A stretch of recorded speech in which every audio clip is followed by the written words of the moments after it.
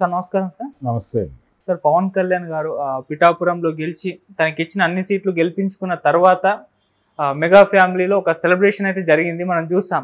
అయితే ఆ సెలబ్రేషన్ ఆ ఈవెంట్లో అల్లు ఫ్యామిలీ కనిపించలేదు. అల్లు అర్జున్ గారు కానివ్వండి, అల్లు అరవింద్ గారు కానివ్వండి, ఇది మళ్ళీ చర్చకు దారి తీసింది. ట్విట్టర్లో చూసుకుంటే అటు మెగా ఫ్యాన్స్కి జనసేన ఫ్యాన్స్కి అల్లు అర్జున్ గారి ఫ్యాన్స్కి ఒక వారైతే నడిచింది. చాలామంది ఇప్పుడు చెప్తుంది ఏంటంటే మెగా ఫ్యాన్స్ అల్లు అర్జున్ గారిని బహిష్కరించేశారు, ఆయన సినిమాల్ని కూడా బహిష్కరించేశారన్న వార్త కూడా ప్రచారంలో ఉంది. మరి అసలు ఈ ఫ్యామిలీ గొడవ అసలు ఎంతవరకు ఉంటుంది, దీనిపైన మీ ఒపీనియన్స్? అంటే పాత వీడియోలు కూడా తీసి తిరిగి షేర్ చేసుకునే లెవెల్కి వెళ్ళింది ఇది. అవును. అంటే తను శిల్పా రవికి అనుకూలంగా ప్రచారం చేశాడు అనేది ప్రధానమైనటువంటి ఎలిగేషన్. అయితే తను ఆ ప్రచారంలో శిల్పా రవి గురించి మాట్లాడాడు తప్ప జగన్మోహన్ రెడ్డి గురించి మాట్లాడలేదు, చంద్రబాబు నాయుడు గురించి మాట్లాడలేదు, పవన్ కళ్యాణ్ ప్రస్తావన కూడా లేదు. కేవలం తన మిత్రుడు, అతనితో మంచి రిలేషన్ ఉంది, తన మీద నాకు భరోసా ఉంది, తన్ని గెలిపించుకుంటే మీకు ఉపయోగపడతాడు అన్నంతవరకే మాట్లాడాడు తప్ప ఆయన ఇంకేమీ పొల్లు మాట ఒక్కటి కూడా మాట్లాడలేదు. అల్లు అర్జున్ ఈ రోజున కాదు, ఆయన మొదటి నుంచి కూడా కొంచెం, అంటే అరవింద్ గారు కూడా అల్లు అనేటువంటి బ్రాండ్ని వాళ్ళు ఆ బ్రాండ్తో ముందుకెళ్లే ప్రయత్నం చేస్తూ వస్తున్నారు. ఏ అనే ఒక ఎంబ్లం క్రియేట్ చేయడంలో కావచ్చు, అలాగే అల్లు ఆర్ట్స్ అనేటువంటి బ్యానర్ ఎలాగో ఉంది వాళ్ళకి, అల్లు స్టూడియోస్, అల్లు ఎంటర్టైన్మెంట్స్, ఇలా అల్లు అనేటువంటి పేరుని ఒక బ్రాండ్గా మార్చేటువంటి ప్రయత్నం వాళ్ళు చేస్తున్నారు.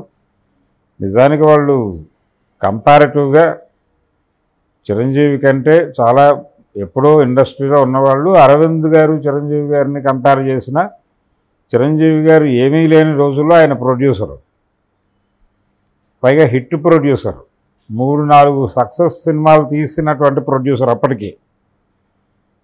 రెండోది చిరంజీవిలో ఉన్నటువంటి రకరకాల కోణాలని ఇండస్ట్రీకి పరిచయం చేసినటువంటి సినిమాలు తీసినటువంటి నిర్మాత అరవిందే.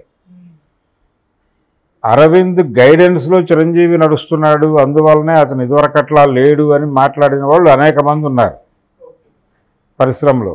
అరవింద్ ప్రభావంతో చిరంజీవి అనేదే నడుస్తూ వచ్చింది. ఈవెన్ ప్రజారాజ్యం అప్పుడు కూడా అదే నడిచింది, అరవిందే డ్రైవర్ దీనికి అని. అరవింద్ కృష్ణుడు, చిరంజీవి అర్జునుడు అనే యాంగిల్లో కృష్ణార్జునులు అనేటువంటి ఒక టైటిల్ కూడా వీళ్ళకి ఖాయం చేశారు. అయితే ఇదంతా ఈ సన్నిహిత సంబంధాలు నడిచింది ఇతను హీరో అయ్యేంత వరకే, అల్లు అర్జున్ హీరో అయ్యేంత వరకు నడిచింది ఇది. ఆ తర్వాత వాళ్ళిద్దరు పిల్లలు ఒకే ఏరియాలో ఉండటం వలన ఒక పోటీ వాతావరణం వచ్చింది. అది పక్కన పెట్టేసిన వీళ్ళు ఓన్ డెసిషన్స్, సొంత ప్రయోజనాల రీత్యా నిర్ణయాలు తీసుకోవటం అనేది జరుగుతోంది. అంత మాత్రం చేత రెండు కుటుంబాల మధ్య ఏదో క్లాషెస్ ఉన్నాయని అనుకోనక్కర్లేదు.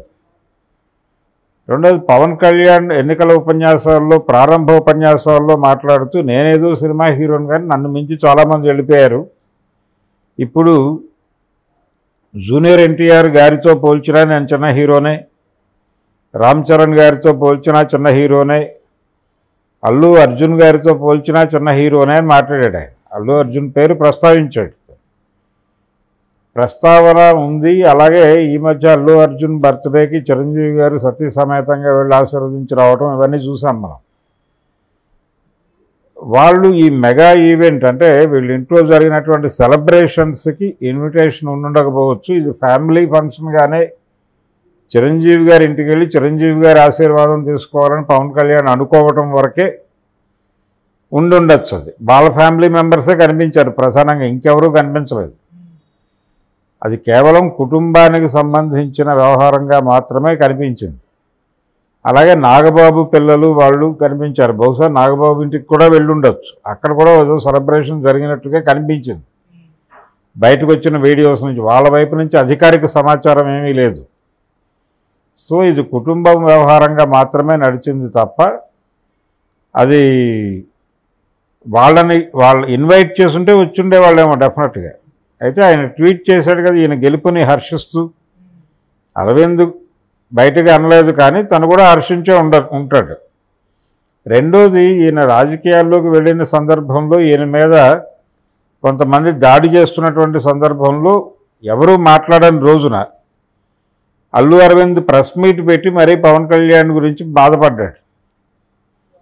మనకు ఒక బెటర్ ఎక్స్పీరియన్స్ ఉంది, ప్రజారాజ్యం పార్టీ పెట్టి ఆ అనుభవం ఉన్నప్పటికీ నువ్వు ఆ ఫ్యామిలీతో సంబంధం లేకుండా నా సొంత నడక నడుస్తాను అని అంటున్నావు. నడు, కానీ అది ఫ్యామిలీకి ఏదో పద్ధతిలో చుడతారు, దానికి మేము సిద్ధపడుతున్నాం. నువ్వు ఈ మాట అన్నావు, ఫ్యామిలీని ఇబ్బంది పెట్టకూడదని సొంత నడక నడుస్తున్నాననే మాట నువ్వు అన్నావు, దాన్ని నేను అభినందిస్తున్నాను అని చెప్పి ఆయన ప్రత్యేకంగా ఒక ప్రెస్ మీట్ పెట్టి మరీ మాట్లాడాడు, ఎవరు మాట్లాడని రోజున. సో అరవింద్కి ఆ కన్సర్న్ ఉంది, కానీ ఎవరి ప్రోగ్రాం వాళ్ళదే. పర్టికులర్గా చిరంజీవి సినిమాల్లోకి రీఎంట్రీ అల్లు వారి బ్యానర్ గీతా ఆర్ట్స్ నుంచి జరుగుతుంది అనుకున్నారు అందరూ. కానీ కొణిదెల అనే పేరుతో ఒక ఫరం రిజిస్టర్ చేసి ఒక కంపెనీ దాని నుంచి ఆ బ్యానర్ నుంచి ఆయనతో 150 సినిమా చేయించాడు రామ్ చరణ్. ఆ రోజున కూడా వినిపించింది ఏవో గ్యాప్స్ ఉన్నాయని.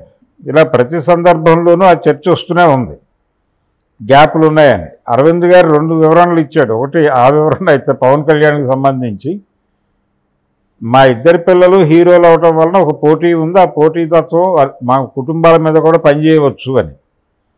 అలాగే సొంత నిర్ణయాలు తీసుకున్నప్పుడు పార్టీ స్టాండ్తో ఉన్నప్పుడు వీళ్ళు పార్టీతో లేరు, పార్టీ సభ్యులు కాదు వీళ్ళు. పార్టీ సభ్యులు కాని వాళ్ళు ఏ నిర్ణయమైనా తీసుకోవచ్చు, ఎవరితోనైనా వాళ్ళు స్నేహంగా ఉన్న వాళ్ళతో సన్నిహితంగా ఉండొచ్చు, ఉండే అవకాశం ఉంది. ఉండకూడదు అని మాట్లాడటం తప్పు, ఉండకూడదు అని మాట్లాడిన వాడు నాగబాబు. ఆ ట్వీట్ చేయటం వలన వచ్చిన గొడవ ఇదంతా. మావాడు అనుకున్నవాడు పరాయి వాడి భుజం కాస్తాడు, పరాయి వాడైనప్పటికీ మా భుజం కాసేవాడు మావాడు అనుకోవాల్సిన పరిస్థితి అని చెప్పి ఆయన ఒక విచిత్రమైన భాషలో ఒక ట్వీట్ చేసి దాన్ని డిలీట్ చేసి అకౌంట్ డియాక్టివేట్ చేసి మళ్ళీ యాక్టివేట్ చేసి ఆ పోస్ట్ డిలీట్ చేశానని ప్రత్యేకంగా ప్రస్తావించి ఇంత గందరగోళం చేసినవాడు నాగబాబు. సో ఈ గొడవంతా నాగబాబు సెంట్రిక్గా జరిగింది, అలాగే పవన్ కళ్యాణ్ సెంట్రిక్గా జరిగింది. కానీ చిరంజీవికి ఆ ఫ్యామిలీకి ఇబ్బంది ఏం లేదు.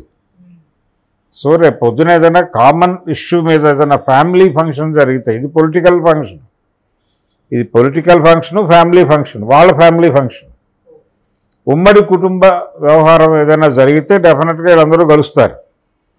ఒకవేళ అంటే ఇప్పుడు ఇంకొక చర్చ జరుగుతోంది రేపు పొద్దున, అంటే జగన్మోహన్ రెడ్డి అధికారంలో ఉన్నప్పుడు పవన్ కళ్యాణ్ సినిమాలను ఇబ్బంది పెట్టాడు. అక్కడ భీమ్లా నాయక్ రిలీజ్ అయినప్పుడు తహసీల్దార్ స్థాయి అధికారి వెళ్ళి బుకింగ్లో కూర్చుని చెప్పిన రేటుకి అమ్ముతున్నారా లేదా అని వెరిఫై చేసినటువంటి పరిస్థితి చూసాం. అలాంటి పరిస్థితి రేపు పొద్దున పుష్పకు వస్తుందా, అసలు అల్లు అర్జున్ సినిమాలు ఆడనిస్తారా ఆంధ్రప్రదేశ్లో అనే ఒక చర్చ కూడా జరుగుతోంది. ఒకవేళ ఆ పరిస్థితే దాపురించే వాతావరణం ఉంటే డెఫినెట్గా అల్లు అరవింద్ రంగప్రవేశం చేసి ఆయన అందరితోనూ డైలాగ్ ఉంది ఆయనకి.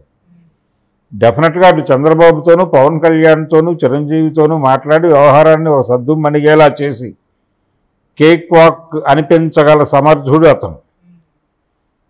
ఘటన సమర్థుడు. ఇందాకే చెప్పుకున్నట్టుగా కృష్ణార్జునుల్లో కృష్ణుడు ఆయన, వ్యూహాత్మకంగా వ్యవహరించగలడు. కంపారిటివ్గా చిరంజీవితో పోలిస్తే వ్యూహరచనలో అతను దురంధరుడే. కాబట్టి ఆ పరిస్థితి రాదనే అనుకుంటున్నాను నేను. ఒకవేళ వస్తే డెఫినెట్గా అరవింద్ నిలబడి చక్రం అడ్డు వేసి కుమారుణ్ణి కాపాడి ఈ అంటే ప్రస్తుతం జరుగుతున్నటువంటి వివాదం అంతా కూడా ఒక రకంగా మంచిదే అనుకుంటున్నారేమో వాళ్ళని నా ఉద్దేశం. మరక మంచిదేలాగా ఇదంతా ఒక డిస్కషన్ జరగనివ్వండి, మనం వార్తలో ఉంటాం, మన సినిమా వార్తల్లో ఉంటుంది, మన సినిమాని ఆడనిస్తారా ఆడనివ్వరా అనే చర్చ జరగడం మంచిదే.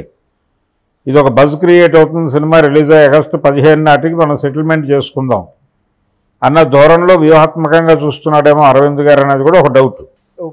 సో చిన్న ఘర్షణాత్మక వైఖరి అంటే ఎవరి ఇండివిజువాలిటీ వాళ్ళకు ఉంది అనేటువంటి గుర్తింపుతో వ్యవహరిస్తున్నారు, చాలా కాన్షియస్గా ఉన్నారు. అంటే ఎవరు ఎక్కడ సరెండర్ అవ్వాలనో రాజీ పడాలనో అనుకోవడం లేదు, కానీ ఆత్మగౌరవంతో వ్యవహరిస్తున్నారు. ఎవరికాళ్ళు మా ప్రోగ్రాం మాది, మా జీవితాలు మావి, మా వ్యాపారాలు మావి అని బిహేవ్ చేస్తున్నారు. దీన్ని గ్యాప్ అనుకుంటే గ్యాప్ లేదు అనుకుంటే గ్యాప్ లేదు.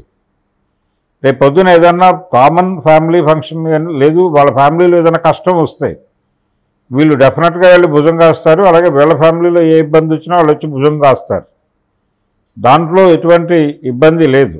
నిజానికి పవన్ కళ్యాణ్ని హీరో చేసింది వీళ్ళ బ్యానర్ నుంచే. ఆయన యువరాజ్యం టైంలో కూడా ఆయన కొంచెం ఎంకరేజ్ చేసింది ఈయనే, అరవిందే. అలాగే ఆయనకి చాలా గ్యాప్ తర్వాత సక్సెస్ వచ్చింది కూడా గీతా ఆర్ట్స్ నుంచే, జల్సా సినిమా నుంచి. జానీ తర్వాత, జానీ ఆయన దర్శకుడిగా చేసిన వెంచర్ కూడా అరవింద్ గారి బ్యానర్లోనే చేశాడు. జానీ తర్వాత వరుస ఫ్లాపులు వచ్చి తిరిగి అతన్ని హిట్ ట్రాక్ ఎక్కించిన జల్సా సినిమా కూడా గీతా ఆర్ట్స్ నుంచి వచ్చింది. సో అరవింద్తోనూ ఆ బ్యానర్తోనూ వాళ్ళ ప్రొడక్షన్ హౌస్తోనూ వీళ్ళకి రిలేషన్స్ బలంగానే ఉన్నాయి. వాటన్నిటినీ చెరుపుకుని చరిత్రని గందరగోళపరిచి లేనిపోని వివాదాల్లోకి వెళ్ళి 10 మందిలోనూ పలచబట్టడం అనేది డెఫినెట్గా చిరంజీవి చేయడు. ఇది నాగబాబు తొందరపాటు. దానికి సంబంధించి ఆల్రెడీ అతనితో మాట్లాడి డిలీట్ చేయించారు. అందుకని ఈ వివాదం అంతకంటే ముదరదు. వాళ్ళ మధ్య గ్యాపులు లేవు, కానీ ఒక ఆత్మగౌరవ అంటే ఒక సెల్ఫ్ రెస్పెక్ట్కి సంబంధించిన కాన్షియస్నెస్ అయితే ఉంది. ఓకే సార్, దాన్ని అంగీకరించాలి. Thank you so much. Thank you.